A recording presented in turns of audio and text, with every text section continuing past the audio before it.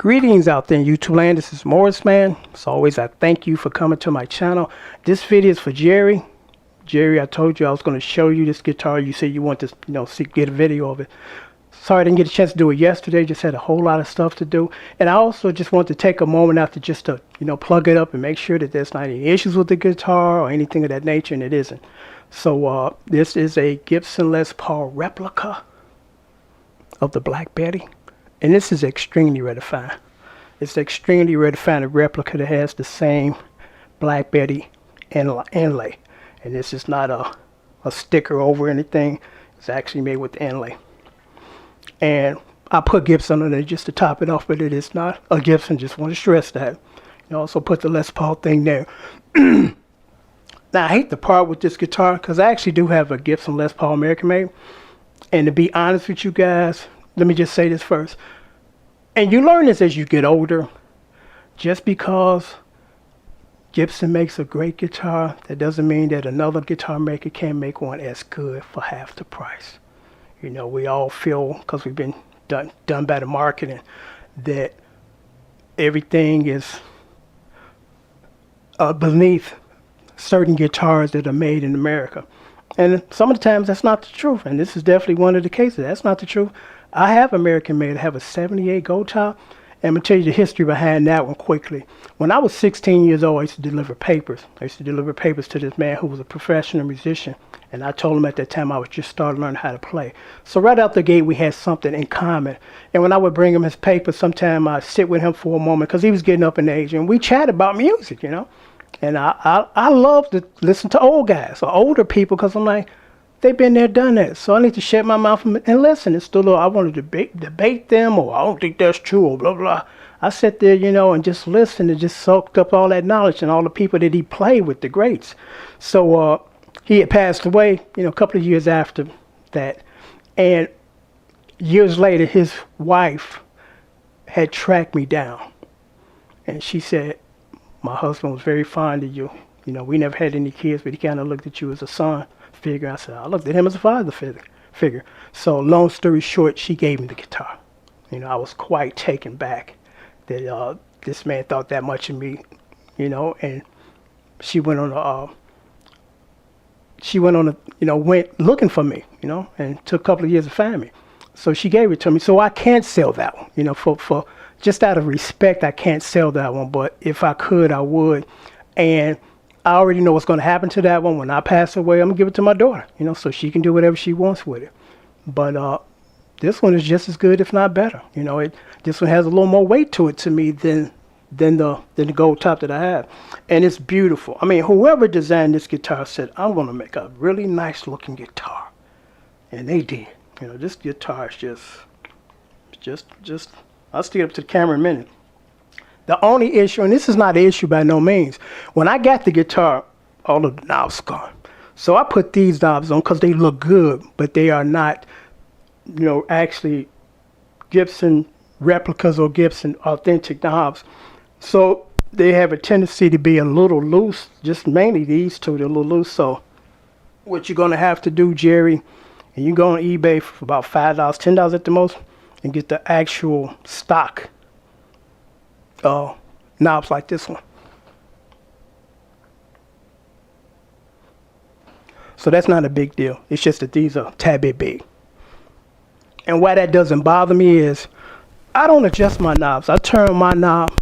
I hope my mic ain't gonna go out. Let me hurry this up before this shit go out. Or the cord.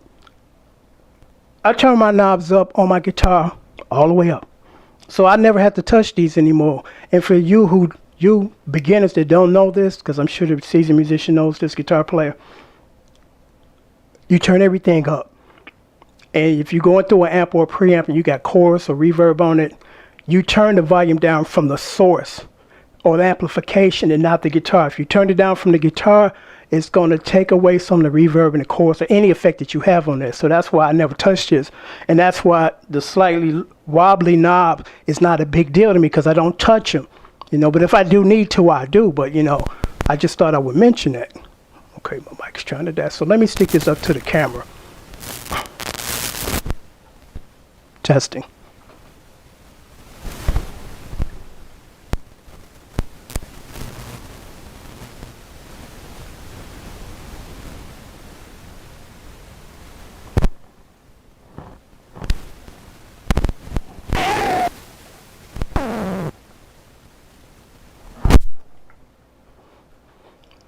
Testing.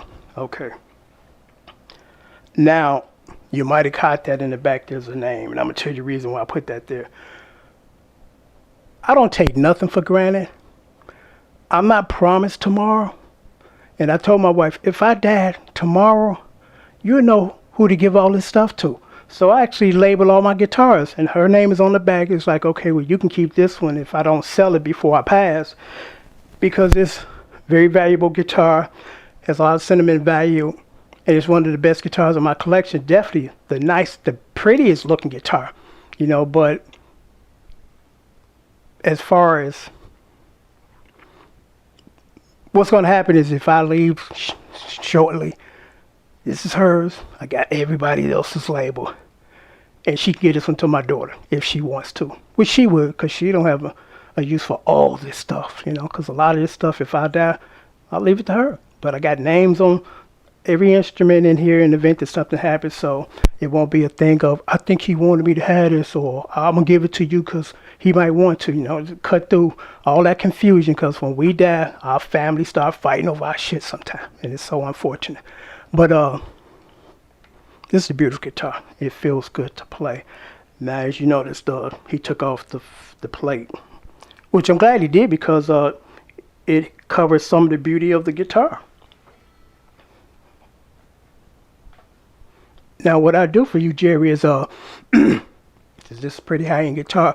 I'm going to give you a case right here, and this is a $50 value, but you're going to have to pay an additional $25 in shipping, because, of course, the case is going to add some weight to the box, and the more the weight, the more it goes up. Now, I'm most likely going to disable this video because sometimes I just don't have enough time to respond to you guys. So I'm like, if I can't respond, I just won't have it where you can leave a comment or inquiry about this, because this one's Jerry's. So it's $50 to ship it, but if you want the case, like I said, I'll throw that in absolutely free. That's going to be $75. Now, I'm not quite sure where you live at, and you can send me that information to my Google account. If you live in California, that's a whole different story, and it's gonna change some stuff. Because I've mentioned to you guys, when I sell guitars, I'm now able to ship to California now, but pandemic has slowed it down. But it's an issue of price. It's expensive to ship from one coast to another. Right out the gate, it would be $75 to ship to California. And if you live in California, because I'm not quite sure, but you can send me that information, say, no, I live in this state. If you live in California, it's going to be $75 plus $25 to ship this out, which is $100 because of the case. If you live anywhere else, it's going to be $50, and then add another $25, because like I said, I'm giving you the case for free. So that'd be $75 shipping and handling, plus the price that we agreed on. So I'm going to sign off now, because my cord is about to die. But if it dies anytime now, I'm done with this video. But just, you know, let me know what you want to do, because like I said, if you don't take it, I'm going to keep it. Because I really don't want to sell them. Like, I got guitars all over the place, and I got to really slam down, because I'm about to devote a really lot of time within the next 12 months on piano, you know, because my goal before I die here, and I've been saying this for like 30 years, before I die here, I want to say that I'm an okay piano player. I don't have to be the best, you know, just able to do certain things I want to do to make my compositions even better when I play piano. Half the time I get piano players to play on my demos or my recordings, but sometimes I do it myself because I can't find any, you know.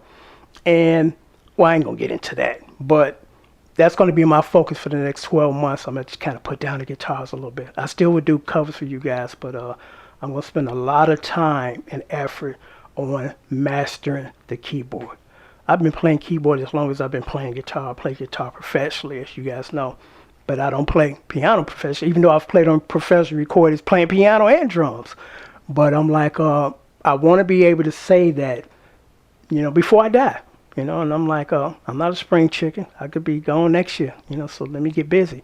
So again, I'm sorry for the long delay. If you got any questions, Jerry, just hit me up in my mailbox, my email. But this is definitely one I hate to part with. It's definitely one I hate to part with.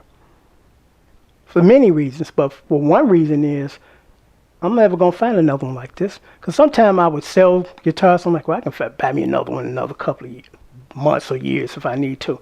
I'm never gonna find another one like this. Never. You know, so I'm like, when it leaves, it's never coming back, and I'm sure I won't find one just like that. I don't think I'll find one close to that.